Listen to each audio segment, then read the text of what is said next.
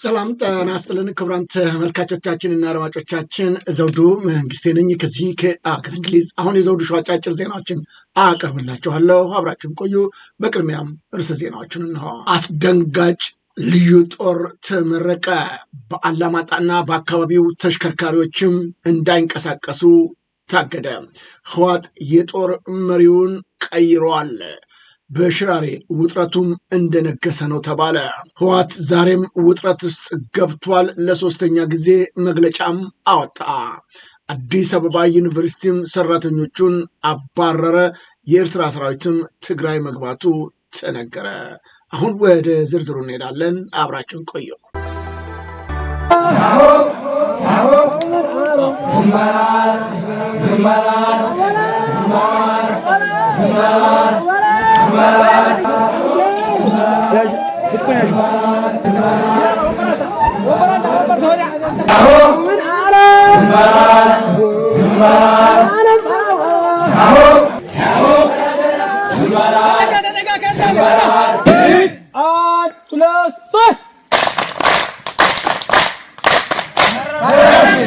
አንበሳ ለራሳችሁ አንድ ጊዜ ሞራል በታሪካዊው ካራ ምሽግ ስም ካራ ምሽግ ብርጌድ የአርበኞች ጦር ተመሰረተ። የአማራ ፋኖ ብሔራዊ ንቅናቄ ሸዋ ጠቅላይ ግዛት ነው አሳምነው እዝ በአጼ አምደ ጽዮን ኮር የአጼ ዳዊት ክፍለ ጦር በሚንቀሳቀስበት ቀጠና ካራ ምሽግን ብርጌድ የአርበኞች ጦር ሰራዊት በይፋ መመስረቱ ተገልጿል።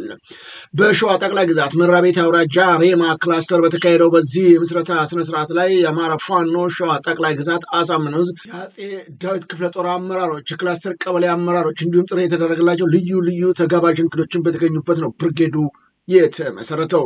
በዚሁ የምስረታ መድረክ ላይ ሰራዊቱ የውስጥ አደረጃጀት፣ የወቅታዊ ቀጠናዎች፣ ጂኦፖለቲካዊ ሁኔታዎችን፣ የሰራዊቱን የስነ ልቦና ዝግጅት እንዲሁም የወደፊት የትግል አቅጣጫን አስመልክቶ በየደረጃው ከሚገኙ አመራሮች ሰፊ ምክር ሀሳብ ተነስተው የጋራ ውይይትም ተደርጎባቸዋል ነው የተባለው።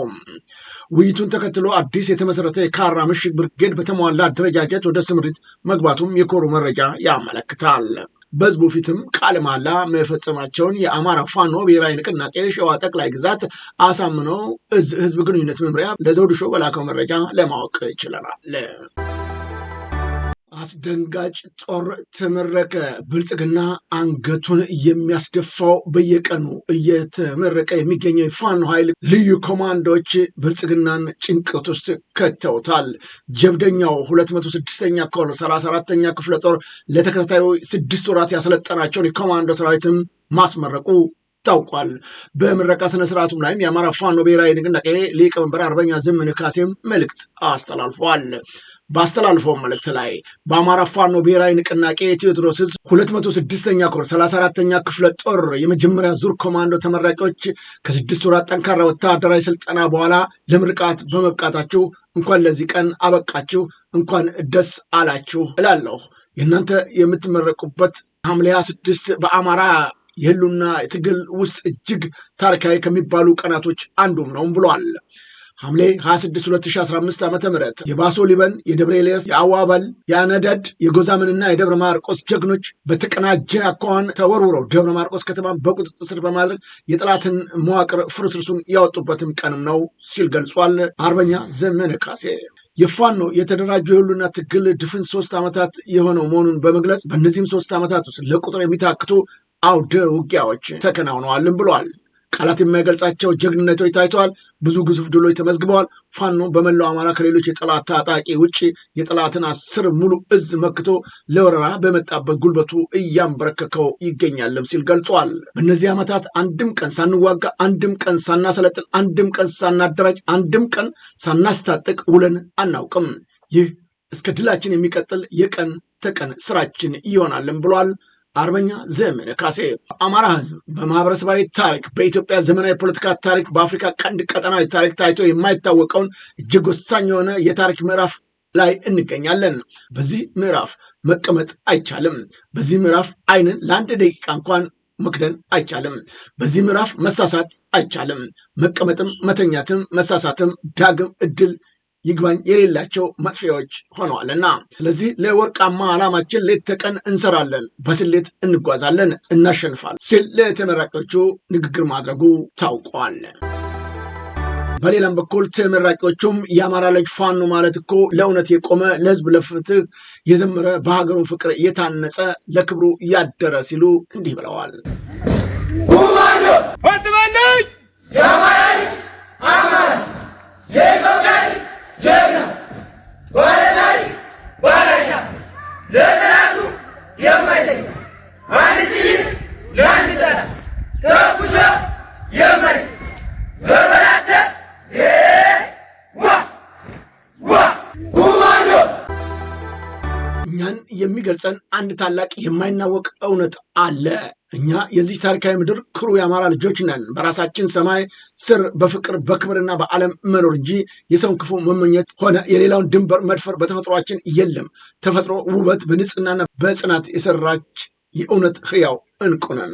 ክብራችን የሚነካ ማንነታችንን የሚዳፈር ሰላማችንን የሚያፈርስ ማንኛውም እጅ ሲመጣ በጭራሽ አንታገስም። ፍቅራችንን ያህል ቁጣችን ታላቅ፣ የትዕግስታችን ያህል እሳታችን እየበረታ ነው ሲል የፋኖ ወታደራዊ አመራር እንዲህ ሲል ተናግረዋል። አንተ ማነህ? አዎ አማራ ነን። መቼም ዝቅ የማንል፣ መቼም አንገት የማንደፋ፣ መቼም የማንፈራ፣ ለወራሪ የማንመች አዎ አማራዎች ነን። ይሄንን በስነ ልቦና ለና ከፍ ያለ ማህበረሰብ አድርገን እንሰዋለን።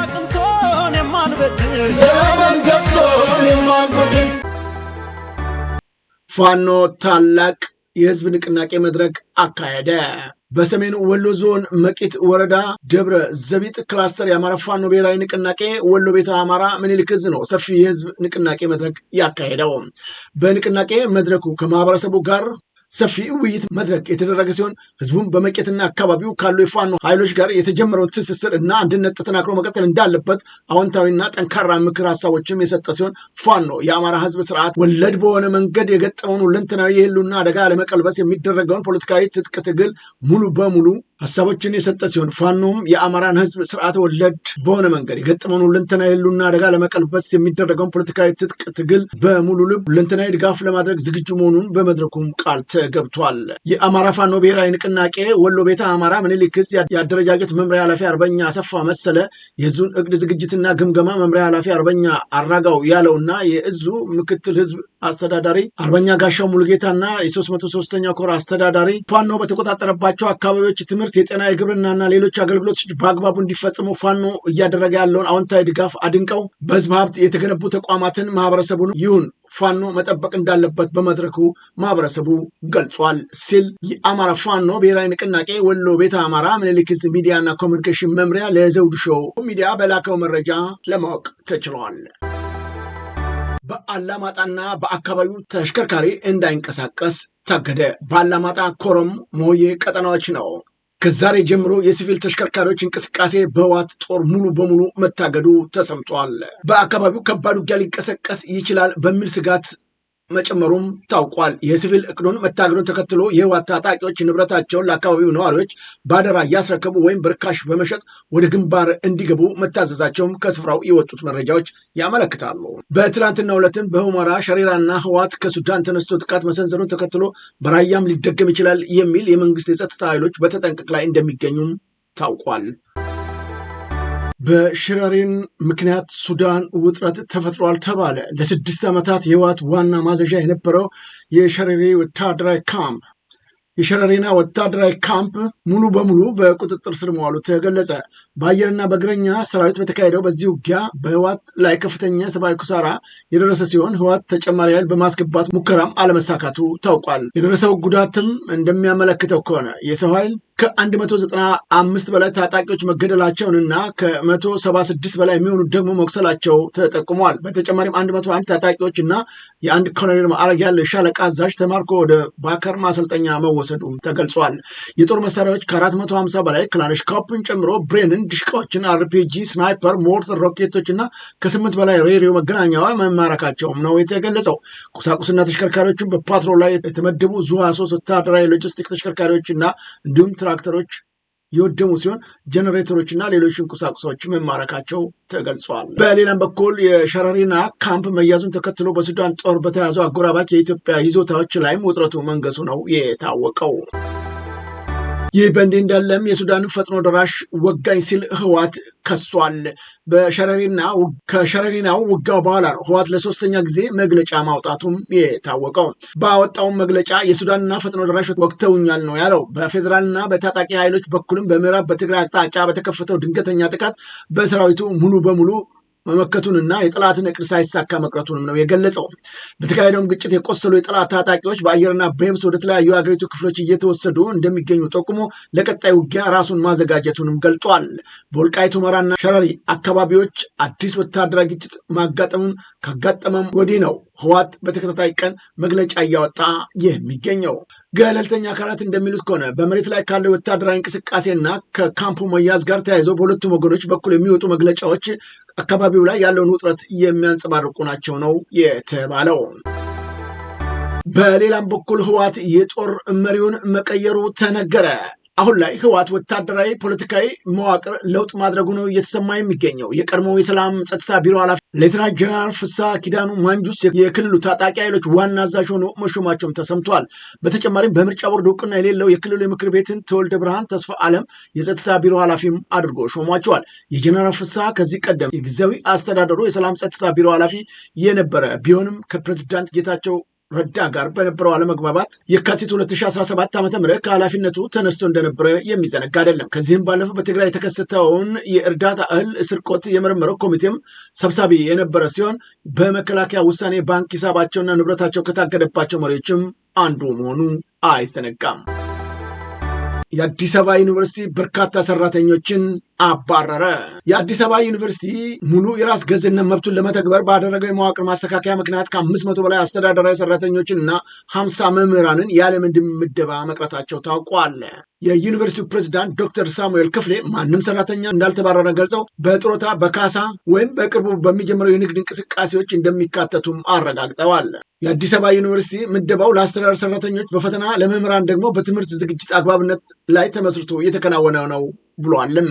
በሀገሪቱ ከሚገኙት 46 የመንግስት ዩኒቨርሲቲዎች መካከል የመጀመሪያው ሞዴል በሆነው የአዲስ አበባ ዩኒቨርሲቲ የሪፎርም እርምጃ ቀጣይ ተመሳሳይ እርምጃ ለመውሰድ ለሚዘጋጁ እንደ ጅማ፣ መቀሌ፣ ባህር ዳር እና ጎንደር ዩኒቨርሲቲዎችም ትልቅ ማሳያ እንደሚሆንም ተገልጿል። የኤርትራ መንግስት ወታደራዊ አዛዦች ወደ ትግራይ ክልል መግባታቸው ተነገረ።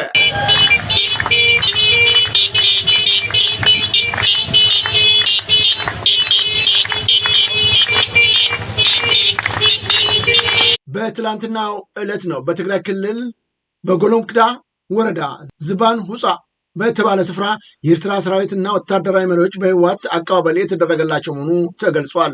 በአካባቢው በጋራ ወታደራዊ እንቅስቃሴ አካሂደዋልም ነው የተባለው። የኤርትራ ሰራዊት በይፋ ሲገቡም በትግራይም በኩል ከፍተኛ አቀባበል የተደረገላቸው መሆኑ ነው የተገለጸው። ከአካባቢው የተገኙ መረጃዎች እንደሚያመላክቱት ከሆነ በአሁኑ ወቅት በስፍራው የድሮንና የስለላ እንቅስቃሴዎች እየተካሄደ እንደሚገኝም ታውቋል። በተለይም ከዚህ ቀደም በብልጽግና የመገናኛ አውታሮችና ከፍተኛ የመንግስት ባለስልጣናቶች ጭምር ሳይቀሩ ጽንዶ የሚባል ኃይል ኢትዮጵያን ለማጥፋት እየተደራጁ ነው በማለት ሲቀሰቅሱ እንደነበረ የሚዘነጋ አይደለም።